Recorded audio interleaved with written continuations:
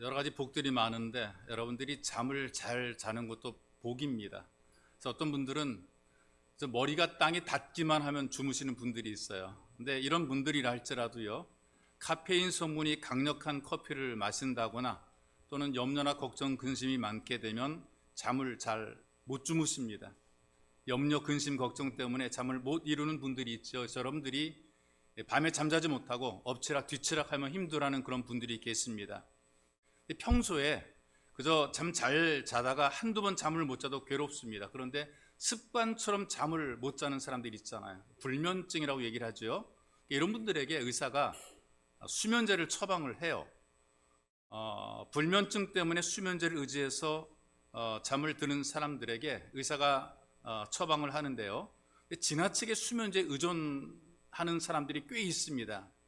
이런 사람들은 오히려 수면제를 많이 먹게 되면 건강에 방해가 되거든요. 그래서 때로는 이런 경우들이 있어요. 불면증 환자에게 수면제라고 말하고 소화제를 처방을 해줘요. 그런데 소화제를 먹고도 잠 잘 주무시는 그런 분들이 있더라, 그 말이 있어. 분명히 수면제라고 받아서 먹었는데 실제 먹은 것은 소화제입니다. 근데 잠을 잘 잤거든요. 이런 현상을 플라시보 효과라고 얘기를 해요. 열이 많은 사람에게 해열제라고 얘기를 하고 맹물을 투여했는데도 열이 내리는 그런 경우들이 있더란 말이죠. 심리적으로 그렇다고 믿고 먹으면 효과가 나타난다는 것입니다. 이런 일들이 선교제에서도 굉장히 많이 나타난단 말이죠. 아스피린이 만병통치약입니다. 머리가 아파도 배가 아파도 어디 아파도 아스피린 주고 먹으면 나는다 그러니까 그걸 믿는 사람들이 그걸 먹고 나아요, 진짜. 이런 일들이 많이 만들어지는 것 플라시보 효과라고 얘기를 하죠. 의학의 임상 실험 보고서 가운데 이런 내용들이 있어요. 프랑스에서 어떤 여인이 자살을 했거든요. 자살의 방법이 어떤 것인가? 모기약을 마시고 모기약 살충제를 마시고 죽은 겁니다. 경찰에서 여인의 시신을 부검을 하죠. 그러니까 부검을 해보게 되니까 마시고 죽었다는 모기약 살충제 성분이 안 나타나는 거예요. 그렇다면 이게 뭔가 사건일 수 있거든요. 자살한 게 아니라 이거 뭔가 사건이 일어난 거란 말이죠. 그래서 더 정밀하게 검사를 해봤거든요. 여인이 죽은 이유가 뭐냐 하니까 쇼크사였어요. 내가 살충제를 먹었으니 나는 드디어 죽는다라는 충격 때문에 죽은 거예요. 이런 일들이 만들어지게 되는 거죠. 여러분들이 이 땅에 살면서 무엇을 어떻게 믿느냐에 따라서 삶의 내용과 결과가 달라지기도 합니다. 이 사람들이 몸만 가지고 사는 것이 아니라 영적인 존재란 말이죠. 그래서 육체적인 욕구와 함께 영적인 욕구들이 우리에게 있단 말이에요. 육체적인 욕구는 뭐 먹고 마시고 입고 자고 소유하고 이런 걸 통해서 해결하게 되는데 영적인 욕구는 아니거든요. 먹어도 입어도 가져도 자도 해결이 안 되는 거예요. 즐겨도 해결이 안 된단 말이죠. 여전히 마음이 공허한 거죠. 그러니까 사람들이 계속해서 또 다른 먹거리를 찾잖아요. 먹어보고 맛있다 그래가지고 굉장히 막 신나서 갔는데 계속 먹으면 물린다라는 얘기를 해요. 또 다른 먹거리를 찾아요. 놀거리를 또 찾아요. 이 남자도 찾아보고 저 여자도 찾아보고 70이 넘어 산전수전 다 겪고도 오남매를 낳고도 공허하다라고 말하시는 분들이 있더란 말이죠. 가진 사람, 못 해본 사람, 이거는 못 가지고 못 해봐서 공허하단 말이죠. 근데 가져봐도 해봐도 공허해요. 부족함이 없어 공허한 것이 아니라 육체의 욕구라고 하는 것이 채워도 끝이 없고 부족한 것이란 말이죠. 우리나라를 비롯한 어느 나라든지 전쟁이라든가 정치적인 혼란을 겪게 될 때에 어려운 시기를 만나게 되면 미신이 많아지게 됩니다. 점집들이 성하게 된단 말이죠. 사이비 종교가 막 굉장히 많이 막 일어나게 되어 있어요. 통일교라든가 박재선의 전도관이라든가 대표적인 이 사이비들이 이 전쟁통에서 다 자리를 잡고 만들어지게 됐단 말이죠. 미신이 많아지게 돼요. 점집이 엄청나게 막 우후죽순으로 자라게 됩니다.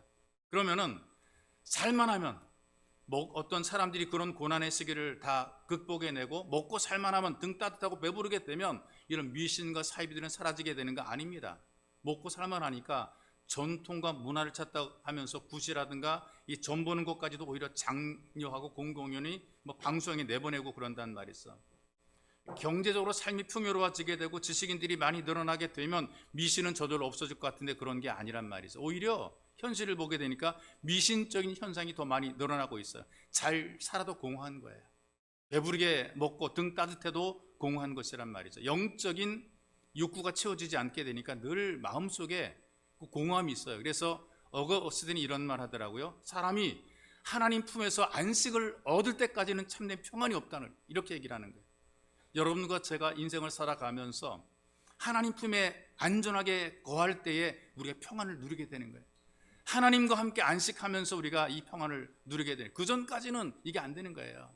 나이가 들어서 육신적인 욕구를 찾아서 살아가도 그래도 뭔가 공허하게 되는 거죠. 그렇기 때문에 모든 그리스도인들은 성령 충만한 삶을 살아가야 되는 것이죠. 우리가 읽었던 말씀 가운데 18절의 말씀에 이렇게 얘기를 합니다. 술 취하지 말라, 이는 방탕한 것이니 오직 성령의 충만함을 받으라. 여기에 술 취하지 말라 이런 표현을 쓰고 있는데, 육신적인 욕구를 대표하는 것이 술 취함이란 말이죠. 사람들이요, 그 술에 취함으로써 술의 지배를 받게 돼. 술 취한다는 것이 지배를 받는다는 것인데요, 술에 취하게 되면 평소에 못하던 육신의 욕구를 발산하거나 만족시키려고 그래요. 그래서 담대해집니다. 맨정신으로 못하는 사람들이 술김에 해내는 경우들이 있어요.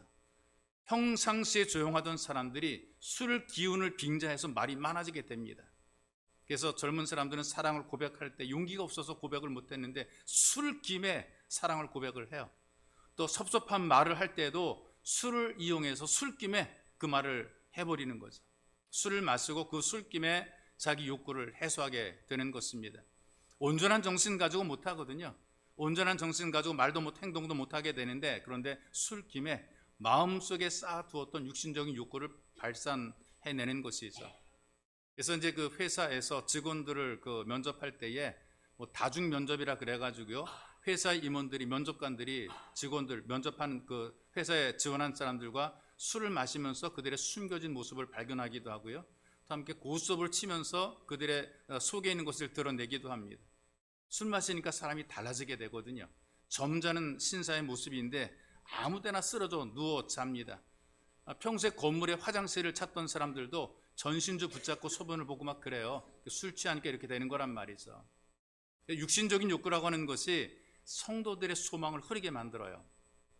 하나님께로부터 멀어지게 만들고, 세상의 소유를 사랑하게 만들고, 세상을 위해 살게 만들고, 자꾸만 나를 위해서, 나의 만족을 위해서 살게 만들어 놓습니다. 그래서 육신적인 욕구를 가지게 되면은 하나님으로부터 멀어지게 하고, 믿음의 길을 갈 때 걸려 넘어지게 하는 올무가 되는 경우들이 있다는 말이죠. 그래서 여기 술에 취한다는 것은 내 욕구를 채우는 것이고, 내 즐거움을 채우는 것이고, 내 욕망을 채우는 것이란 말이죠. 그래서 술 취함으로 술의 지배를 받아 육신의 욕구 위에 살아갈 때에 술 취하는 것입니다. 그런데 성령으로 충만하게 되니까 성령의 지배를 받게 되고 성령의 요구를 따르게 되는 겁니다. 그래서 이 바울이 성도들에게 성령의 충만함을 받으라고 요구를 한 것이고 선포를 한 것이란 말이죠. 성령에 충만해지게 되는 것은 내 요구대로, 내 욕구대로 사는 것이 아니고요, 내 생각이라든가 내 말과 내 시간, 내 물질, 내 모든 삶을 성령의 지배를 받으며 주님에 의해서 길들여지는 삶을 살게 되는 것이죠. 여기 길들여졌다, 그 말을 제가 굉장히 사모하는 말입니다. 길들여진다. 길들여진다는 말을 사모하는데, 왜냐하면요, 평생에 계속 기도 제목이기 때문에 그래요. 성경에 보게 되면 그 출애굽기에 모세는 모든 지면의 사람보다 온유했다, 이렇게 온유했다. 모세가 온유했다라고 얘기를 하게 되는데, 이 모세가 굉장히 혈기왕성한 사람이잖아요. 눈에 거슬리고 하는 짓이 괘씸한 애굽 관리인을 쳐서 죽일 정도로 과격한 사람이고 힘이 넘치는 그런 사람입니다. 여러분, 사람을 쳐서 죽일 정도면 온유한 것이 아니라 때로는 잔인함이 있죠. 근데 그런 모세를 온유하게 만들어 놓으신 것, 모든 사람보다 모세가 온유했다라고 얘기를 한다는 말이죠. 그 온유하다라는 말이 길들여졌다, 그런 의미예요. 길들여졌다, 온유하다, 길들여졌다. 사나운 야생 동물도 길들여지게 되면 사육사의 지시를 따라서 온순해지게 되는 것이란 말이죠. 그렇기 때문에 성령 충만하다는 것은 성령에 의해서 길들여지는 것입니다. 성령의 지배를 받는 것입니다. 성령의 인도를 받는 것이란 말이죠. 그래서 성령 충만하게 되면 하나님 앞에서 온유하게 되는 것입니다. 어떤 분은 몇 년 전에 성령 충만했던 얘기를 하고요, 옛날에 병 나았던 얘기를 하는데, 옛날에 오래전에 간증을 많이 하는 것은 결코 바람직한 모습이 아닙니다. 오늘의 간증이 필요한 것이, 오늘도 성령의 다스림으로 길들여지는 것이 중요한 것이지, 옛날에 내가 성령에 충만했다고 의미가 없는 거예요. 여기 18절에 성령의 충만 받으라고 하는 것은 어느 날 한 번만이 아니고요, 옛날에 한 번 체험한 것으로 계속 우려먹는 것이 아니란 말이죠. 지금도 매 순간순간 성령의 충만을 받으라, 그런 의미가 있는 것입니다. 그래서 매일 매 순간마다 성령에 의해서 길들여지게 될 때에 하나님의 은혜를 누리고 능력 있는 예배자가 되는 것입니다. 그러므로 여러분들이 성령 충만함을 사모하시기를 바랍니다. 육신의 욕망에 길들여지는 것이 아니라 하나님께 길들여지는 삶이 되시기를 주님의 이름으로 축원합니다. 또 성령 충만해서 성령의 인도를 받는 예배자에게는 여러 가지 증거들이 나타나게 되는데, 말씀을 보니까 지혜로운 삶으로 나타나게 돼요. 지혜로운 삶으로. 어떻게 지혜로운 삶으로 나타나게 되는가? 시간을 지혜롭게 사용하는 겁니다. 15절 16절에 보니까 그런즉 너희가 어떻게 행할 것을 자세히 주의하여 지혜 없는 자 같이 말고 오직 지혜 있는 자 같이 하여 세월을 아끼라. 때가 악하니라 그랬어요. 이 세월을 아끼라, 그 말의 의미는 매 순간 기회를 잘 잡아라, 그런 의미가 있단 말이죠. 여러분들에게 주어진 매 순간이 기회인 겁니다. 그래서 이 세월을 아끼지 않으면 인생을 낭비할 수밖에 없어요. 사람들 가운데는 돈 아끼는 건 굉장히 막 기를 쓰고 아끼는 분들이 많더라고요. 돈을 잘 아낍니다. 그런데 시간을 아낄 줄 모르는 것이 정말 아쉬운 것입니다. 돈은요, 없으면 다시 벌 수 있는데 흘러간 시간은 다시 찾을 수 없어요. 성령 충만한 예배자는 이 삶의 우선순위가 무엇인가를 알고 있는 겁니다. 그래서 시간을 아끼는 것은, 내게 주어진 인생이라는 이 시간 속에서 탐욕이라든가 쾌락이라든가 이런 것들을 위해 사는 것이 아니라 보람과 가치 있는 삶을 선택하게 됩니다. 내 개인적인 즐거움을 해서 살기보다 하나님께서 나를 어떻게 보실까, 하나님의 기쁨이 되기 위해서 삶을 선택하는 것이죠. 살아오시면서 후회가 많으신 분들이 있을 거 아니겠어요? 후회가 많은 사람일수록 성령 충만하지 못했다는 반증입니다. 내게 주어진 시간들을 많이 낭비했다는 거, 많이 허비했다는 거예요. 여러분, 후회하는 삶을 살아서는 안 됩니다. 내게 주어진 시간들을 정말 귀하게 쓸 줄 아는 그런 삶이 되어야 되는 것이죠. 정승호라고 하는 그 시인인데 밥그릇이라는 시가 있어요. 거기 이런 내용입니다. 개가 핥던 밥그릇을 나도 핥는다. 그릇에도 맛이 있다.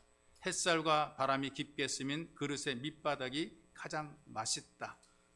의미가 있는 그런 멘트입니다.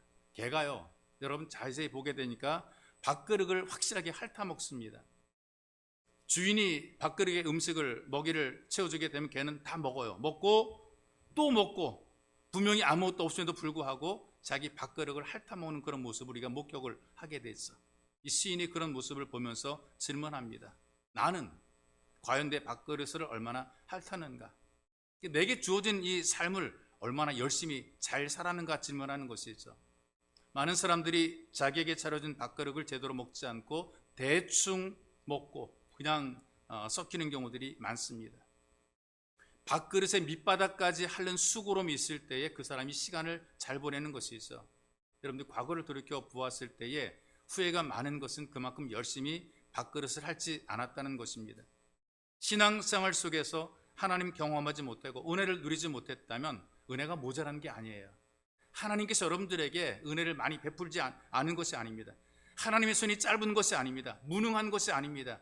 내게 주어진 이 은혜를, 내게 주어진 이 복을 내가 최선을 다해서 누리지 못한 것이고 찾지 않은 것이고 내 인생과 내 삶을 주를 위해 쓰지 않기 때문에 그런 것이 있어.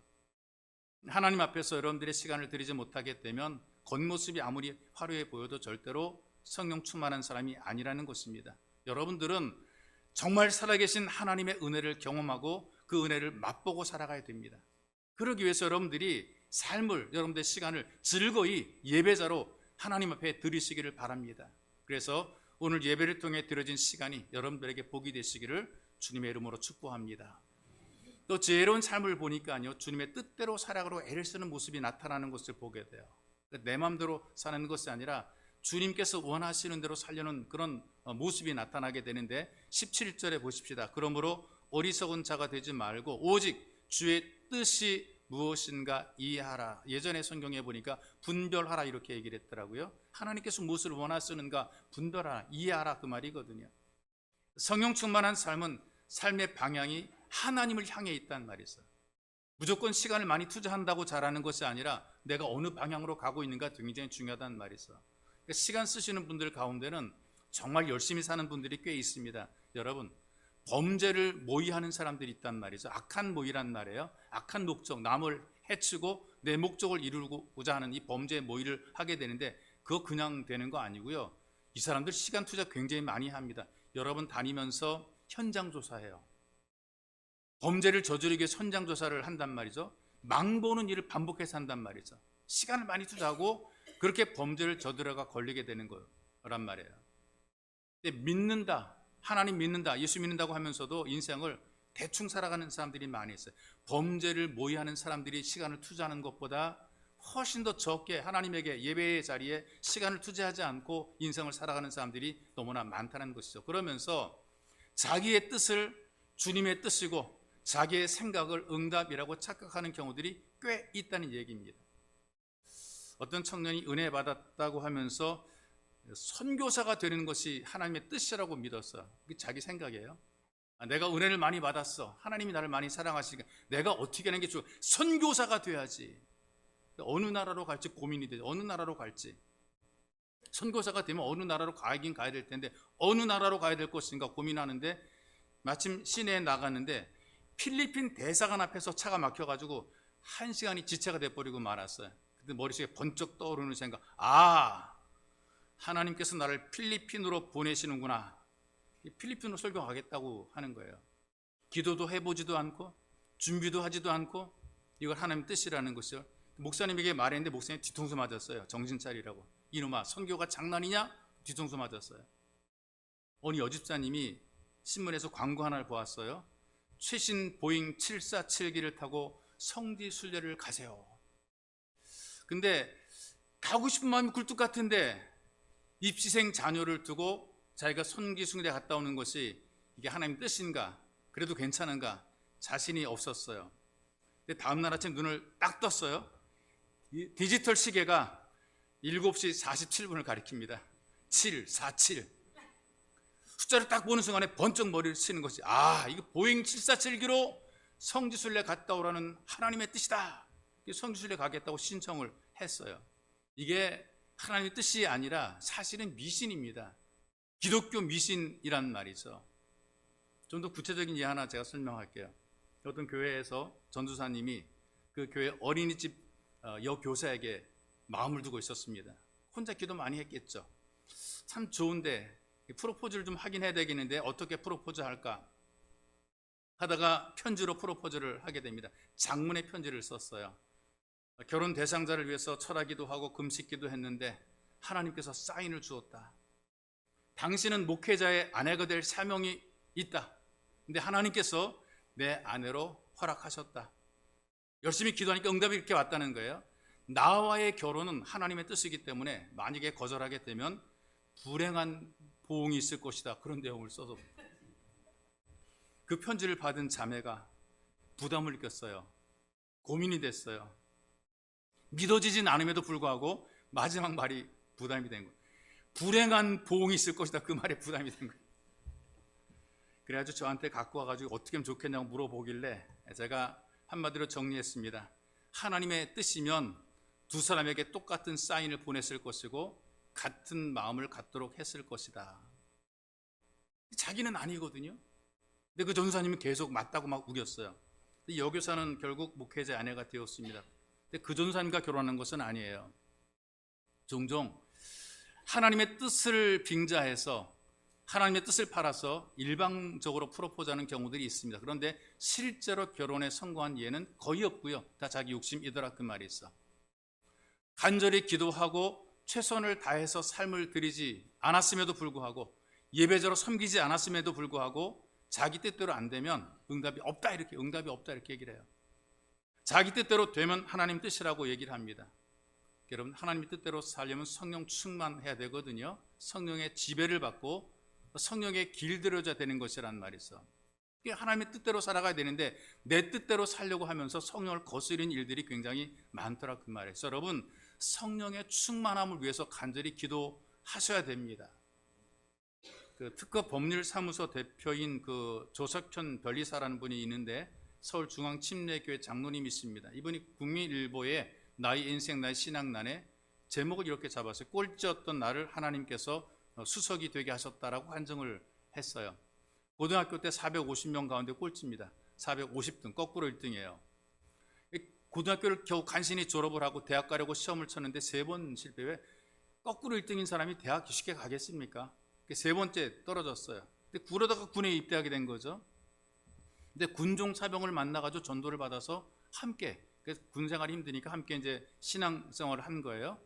근데 군에서 신앙생활을 잘하고 제대를 했습니다. 그리고 제대를 한 이후에 대학 가게 해달라고 간절히 기도합니다. 새벽마다 기도하면서 열심히 공부를 했어요. 그런데 하나님께서 지혜를 주시니까 기억력도 좀 탁월해지게 되고 공부도 재밌게 또 잘 돼요. 이 공부도 억지로 엉덩이 붙여가지고 해서 되는 게 아니라 하나님도 지혜를 주셔야 되고 또 공부하는 게 재밌어야 돼요. 이게 맞아야 돼요. 어떤 사람 물어보니까 공부가 재밌대요. 근데 공부가 재밌는 아이들은 공부를 잘하더라고요. 근데 공부가 재밌어졌어요. 그리고 국민대학교 전자공학과에 수석으로 입학을 하게 됩니다. 6년간 수업료 전액을 면제를 받았고요. 매년 20만 원씩 학비를 보조까지 받으면서 공부를 하게 됐어요. 이번에는 기도가 바뀌어져 가지고 하나님 기술고등고시에 합격하게 해달라고 간절히 기도했어요. 새벽마다 기도하면서 열심히 공부를 하게 됩니다. 그래서 23회 기술고등고시 수석 합격했습니다. 대학교를 졸업할 때도 수석으로 졸업을 해서 특허청 사무관으로 임용이 되었고 서기관이 되는 빠른 진급, 수석이 되게 되면 스카웃을 해갑니다. 그리고 빠르게 진급을 하게 되죠. 성적 순인 것 같아요. 보게 되면 여기까지 가면 이제 성공했다라고 생각하게 되는데 자기가 이룬 것을 안 놓으려고 그러잖아요. 높은 지위에 올라갈수록 어떤 신분이 보장될수록 그 붙잡고 살려고 하는 것이 사람들의 본능이거든요. 근데 특허청의 일 때문에 이 사람이 수요 예배 못 드리죠. 금 예배 못 드리죠. 이게 마음속에 굉장히 부담이 되는, 내가 예배자인데 예배도 못 드리고 내가 지금 뭐 하는 거, 그런 생각이 들었어요. 그래서 기도하다가 예배를 드리기 위해서 사표를 냈어요. 자기가 딱 차렸어요. 특허 법률 사무소를 차렸습니다. 그러고 나서 예배를 마음껏 드리면서 일을 하게 되는데 신지식인으로 선정이 돼서 최고의 실력 있는 사람을 인정을 받게 됐습니다. 간절히 기도하고 예배자로 헌신되고 성령 충만하게 되었더니 하나님의 뜻이 나타나게 되고 하나님께서 그를 높이시는 모습을 보게 돼, 진짜 꼴등해서 수석이 되게 만들어 놓으신 것입니다. 여러분도 성령의 충만함을 사모하게 되면 하나님의 인도하심을 따라서 보기에도 좋고 누가 보기에도 좋고 정말 잘 되는 지혜로운 삶을 살게 되는 것입니다. 여러분들이 다 성령 충만해서 지혜로운 삶이 되시기를 주님의 이름으로 축복합니다. 또 성령 충만한 삶은 언어의 변화로 증거가 나타나요. 19절에 보니까 시와 찬미와 신령한 노래들로 서로 화답하며 너희 마음으로 주께 노래하며 찬송하며 이랬단 말이죠. 여러분 종종 술에 취한 사람들을 보게 되면요, 동네 골목길 지나면서 고래고래 소리를 지르거든요. 저도 목양실에 있다 보게 되면 이 내려오는 사람들의 소리를 많이 듣게 돼요. 술 취한 사람들의 그 외치는 그 소리를, 소위 말하는 샤우팅을 듣게 됩니다. 술에 취하게 되니까 그냥 막 떠들고 다닙니다. 노래방에서 노래하는 사람들 가운데 술 취하게 되니까 넥타이를 목에 두르는 게 아니라 머리다 두르더라고요. 머리다 두르고 막 뭔 소리인지 모르는 노래를 막 부르고 그래요. 근데 성령 충만한 사람에게서도 노래가 나와요. 하나님을 찬양하는 이 감동과 감사의 노래가 나오게 돼 있어요. 척 스미스라는 그 젊은 목사님이 계시는데요, 한 40-50년 전에 미국 캘리포니아 주 오렌지 카운티에 교회를 개척을 했어요. 천막 치고 한 20명 남짓 사람 모아놓고 예배를 드립니다. 교회 이름이 갈보리 채플이라고 얘기를 해요. 갈보리 교회, 갈보리 채플이라고 그래요. 교회 표를 정했습니다. 성경대로 삽시다. 하나님 말씀대로 살자는 것이죠. 그리고 담대하게 사람들에게 외쳤어요. 누구든지 하나님 말씀 앞으로 나오십시오. 하나님 말씀에만 귀를 기울이십시오. 알코올 중독자도 마약 중독자도 괜찮습니다. 부모님 속을 썩인 자녀라도 남의 지갑을 훔친 소매치기라도 상관없습니다. 하나님 말씀 앞으로 나오십시오. 교회로 오라는 것도 아니고 목사에게로 오라는 것도 아니고 하나님 말씀 앞에 와서 말씀의 귀를 기울이라고 소리를 외쳤습니다. 1960년대 미국에 히피족들이 등장했잖아요. 자연 그대로 환경을 오염시키지 않고 살자 그래서 씻지도 않고 머리도 깎지도 않고 맨발로 다니던 약간 좀 기이한 행동하던 그런 사람들이 있어. 통기타 치면서 세속적이고 방탄 노래를 부르고 마약과 노숙을 일삼던 젊은 무리들, 히피족이라고 얘기를 합니다. 이런 히피족들에게 복음이 전달되고 성령께서 그들의 마음을 움직이셨어요. 히피족들이 예배당에 나와서 하나님 앞에 찬양을 부르기 시작합니다. 이게 바로 여러분들이 잘 아는 가스펠송, 복음성가가 된 것이 있어. 이 히피족들이 많이 불렀던 가스펠송 가운데에 촛불 하나라는 노래가 있어요. 그 곡의 3절입니다. 친구여 당신에게 이 기쁨을 전하고 싶소. 내 주는 당신도 의지할 구세주라오. 산 위에 올라가서 내게 임한 주의 사랑 세상에 외치기 원하네. 은혜를 받고 성령 충만하게 되니까 이건 내가 나 혼자만 가질 수 없어서 내 이거 좀 누군가에게 좀 말해주고 싶은데, 예수님이 좋다는 것을 전달해주고 싶은데 내가 이걸 산 위에서라도 말해주고 싶다. 이들이 처음에는 방탄 노래를 부르던 사람들이거든요. 세속적인 노래를 부르던 사람들인데 성령께서 그들의 마음속에 지배하시고 성령이 다스리시고 성령이 관리하시고 성령께서 길들여 주시니까 변화가 만들어지게 됐어. 언어가 변화가 돼요. 마음이 변화가 되고 언어가 변화가 돼요. 성령의 언어로 다스림을 받게 되는 거죠. 소위 말하는 방언도 마찬가지거든요. 하나님께서, 성령께서 사람이 혀를 다스리는, 내가 원하는 대로 나오는 게 아니라 하나님의 방법, 성령의 방법으로 방언의 기도가 터지는 그런 경우들이 있다란 말이죠. 새 노래로 하나님을 찬양하는 것도 방언과 마찬가지예요. 하나님을, 세속적인 노래하던 사람이 그 혀로 하나님을 찬양하는 거란 말이에요. 신령한 노래를 부르는 거란 말이에요. 근데 사람들 가운데는요, 따라하는 사람, 흉내만 내는 그런 사람들이 있어요. 가사가 좋으니까 그냥 노래가 좋아서 따라 한단 말이죠. 따라 부르기 시작하는 거란 말이죠. 성령 충만한 것이 아니라 흉내만 내는 거예요. 뭐 방언도 흉내 내는 사람들이 있더라고요. 근데 이런 사람들은 방언으로 기도해도, 찬양을 해도 변화가 없어요. 기도를 해도 변화가 없어요. 왜? 이기적이고 세속적인 그런 삶을 계속 살기 때문에 그런 것이죠. 하나님과 관계없이 성령이 충만한 것이 아니고 성령의 지배를 받는 것이 아니기 때문에 그래요. 말은 잘하는데 진짜 입술의 변화가 없다, 그 말이죠. 이런 말하는 것을 통해서, 삶을 통해서 자기 모습을 드러내게 되어 있거든요. 가득한 불평, 원망, 악담 이런 것들이 혀에 담겨 있다면 절대로 성령 충만한 삶이 아니라는 것입니다. 그래서 성공한 사람, 신앙이든 삶에 성공한 사람이 되려면 언어부터, 말부터 성공해야 되는 것입니다. 사람에게 죄가 들어오는 통로가 있어요. 죄가 들어오는 통로가 어떤 눈입니다. 눈을, 본음을 통해서 어떤 그 죄의 유혹이 들어오게 되어 있거든요. 그래서 이런 죄의 유혹을 피하려면 죄의 자리에 안 가면 되는 거예요. 안 보면 되는 거예요. 피하면 되는 거란 말이죠. 눈을 질끈 감으면 되는 것이란 말이죠. 이 죄가 들어오는 통로가 눈이 되게 되는데요. 그렇다면 사람으로부터 죄가 나가는 통로가 어떤 것인가? 입입니다. 말로 이 죄가 나가게 된단 말이죠. 별거 아닌 것 같은 굉장히 큰 죄를 짓게 되는 것입니다. 나를 변호하고 나를 가리기 위해서 나름들을 나쁘게 만들어야 되는 거예요. 꼭 그렇게 안 해도 괜찮은데 꼭 사람들을 보게 되면 내가 정당해, 내가 옳아, 이걸 나를 제대로 증명하려고 남을 나쁘게 말하고 남을 악하게 말한단 말이죠. 다른 사람이 정당하지 못하고 비난을 하는 거란 말이에요. 이게 성령 충만하지 못한 사람들의 일반적인 모습인 겁니다. 잘못을 지적받을 때가 있잖아요. 너 이거 잘못했잖아. 그러면 너도 했잖아. 이렇게 너도 했잖아. 너도 얼만큼은 했잖아. 다른 사람을 꼭 물고 들어가는 사람도 있어요. 내가 잘못했다 건 사실인데 남들의 잘못을 또 찾아내는 거예요. 너도 잘못했잖아. 자꾸 다른 사람의 잘못을 찾아내는 거란 말이죠. 그리고 책임을 자꾸 남들에게 넘긴단 말이에요. 연쇄살인범 가운데 유영철이라는 사람, 유영철, 이 사람이 그 기사에서 인터뷰한 걸 제가 봤는데요. 모든 범죄의 이유를 남 탓으로 돌리더라고요. 내가 사람을 죽인 이유는 사유가 잘못된 것 때문에 그렇다. 여성들을 연쇄살인한 이유도 바르게 처신하지 않은 여자들을 혼내주고 싶었다. 대한민국 여성들에게 내가 충고한다. 아니, 지가 여러 사람 죽이고 무슨 충고를 합니까? 근데 이렇게 얘기를 한다니까요. 사람을 죽이고도 변명할 때는 부모가 나를 이렇게 만들었다. 나를 돌보지 않고 나를 차별했던 이 사회가 나를 이렇게 잔인하게 만들었다. 나는 그래서 세상을 향해 분노한 것뿐이다. 이렇게 얘기를 해요. 이 정신 나간 사람들이거든요.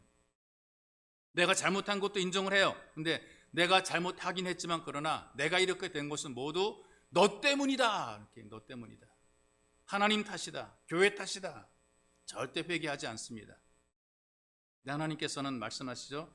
나는 네가 지난날에 한 짓을 다 알고 있다.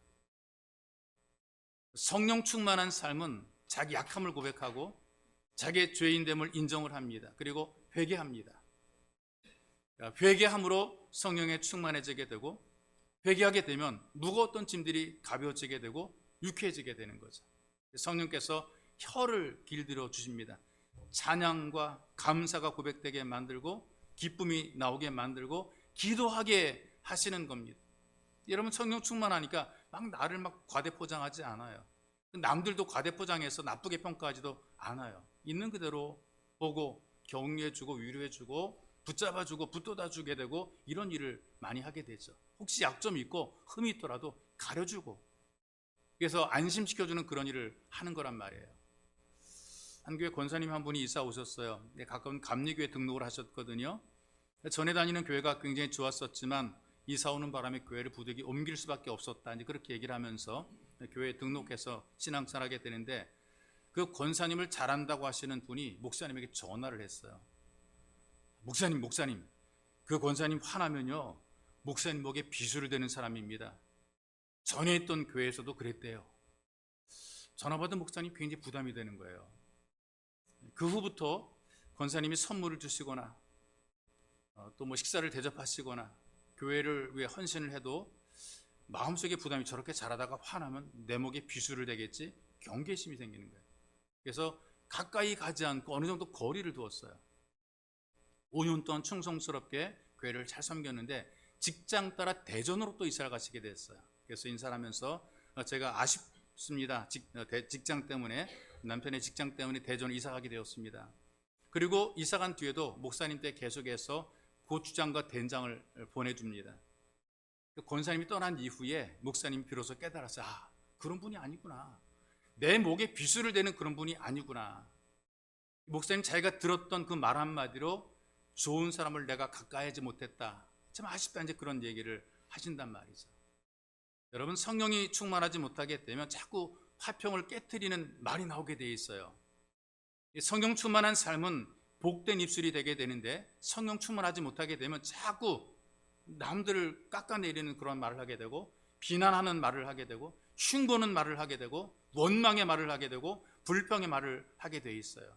그런데 성령 충만하니까 이 혀가 성령에 의해서 관리가 되니까 사람들을 격려하는 말을 합니다. 내가 행복해지게 되거든요.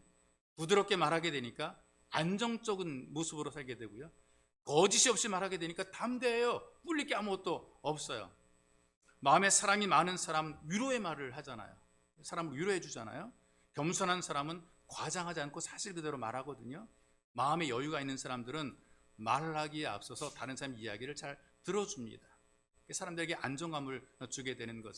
여러분, 여러분들의 입술이 하나님을 높이고 찬양하고 감사하려면 성령 충만해야 됩니다. 다른 사람들에게 힘을 주고 위로를 주고 격려해 주고 축복해 주고 잘되게 하시려면 성령 충만해야 됩니다.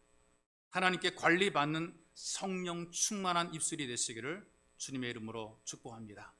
여러분, 기도합시다. 기도할 때에 말씀을 기도의 제목으로 삼아 기도합시다. 하나님, 지혜로운 삶으로, 성령 충만해서 지혜로운 삶으로 시간을 관리하고 내가 주님의 뜻대로 살아가도록 나를 도우소서. 여러분들이 기도하시고요, 성령 충만해서 복된 언어로 입술의 변화가 나타나게 만들어 주옵소서. 내 입을 통해 찬양이, 감사가, 축복이, 위로가, 격려가 나오게 만드시고, 내 입술을 통해서 사람들이 힘을 얻도록 만들어 주시고 용기 얻도록 만들어 주고, 나를 통해, 내 혀를 통해 사람들이 기쁨을 누리게 하시고, 특별히 하나님, 내 혀를 통해 영광 받으소서. 내 온 마음 다해 주님을 경배하기 원하오니 하나님, 내 마음의 간절함을 받으시고 내 기도를 들으시고 내 찬양과 내 간절한 이 마음을 주님께서 받아주소서. 이렇게 여러분들이 기도하기 원합니다. 기도하겠습니다. 살아계신 아버지, 고맙습니다. 주께서 우리들에게 은혜를 베풀어 주시고 우리를 사랑하셔서 하나님 예배자가 되게 하시니 고맙습니다. 하나님, 이 자리에 성령으로 충만하게 하옵소서. 성령의 다스림 받게 하옵소서. 우리가 하나님께 길들어지는 삶이 되게 만들어 주시옵소서. 하나님, 정말 온유하여 길들어진 하나님의 사람이 되게 만들어 주시옵소서. 하나님, 우리가 지혜로운 삶으로 내 인생과 내 시간을 주님 앞에 온전히 관리받게 도와주시고 주님께 드리게 도와주시고 내 인생과 내 삶을 주님의 뜻대로 살아갈 수 있도록 은혜를 베풀어 주시옵소서. 하나님, 내 생각대로 내 뜻대로 잘못 살지 말게 도와주시고 하나님의 뜻을 우리가 오해하지 말게 도와주시며 내 생각대로 잘못 살아가 하나님을 거스리지 않도록 붙잡아 주고 주시옵소서. 아버지 간절히 원합니다. 성령 충만해서 우리가 복된 언어를 가지고 살기 원합니다. 입술에 변화가 나타나게 만들어 주시옵소서. 내 입은 주를 찬양합니다. 내 입술로 주님께 감사를 드립니다. 내 입술이 사람을 축복합니다. 내 입술이 사람을 위로합니다. 내 입술이 사람을 격려합니다. 하나님, 내 입술을 통해서, 내 언어를 통해서 사람들이 위로와 격려를 받으며 힘을 얻게 만들어 주시옵소서. 내 인생과 내 삶이 좋아 온전히 관리받게 도와주시고, 지배받게 도와주시고, 다스림받게 도와주시고, 하나님의 손에 의해서 길들어진 인생에 내게 좀 축복해 주시옵시며, 성령 충만해서 치유와 회복의 은혜가 만들어지게 도와주시고, 온전한 예배 자리에 주님의 영이 함께 주옵소서. 살아계신 아버지, 예배의 자리에 성령의 충만함으로 임하여 주시고, 마음 다해 주 앞에 성령의 충만함을 사모할 때 성령의 충만함 속에서 다스림받게 하시고, 지배받게 도와주시고, 관리받게 도와주시고, 성령으로 인하여 길들어지게 은혜를 베풀어 주시옵소서. 특별히 주님, 우리 인생을 주님께 드려 지혜로운 삶으로 시간과 삶을 관리하게 도와주시고, 우리 인생이 주의 뜻대로 살아갈 수 있도록 복이 더해지게 만들어 주옵소서.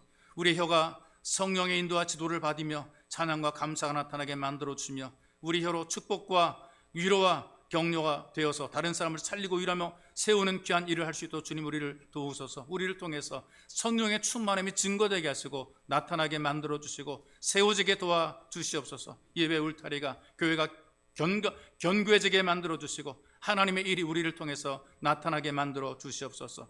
하나님, 성령 충만한 우리를 통해서 정의가 물처럼 공의가 하수같이 하나님이 지구촌을 넘치게 만들어 주옵소서. 보배로우신 예수님의 이름으로 기도하옵나이다. 아멘.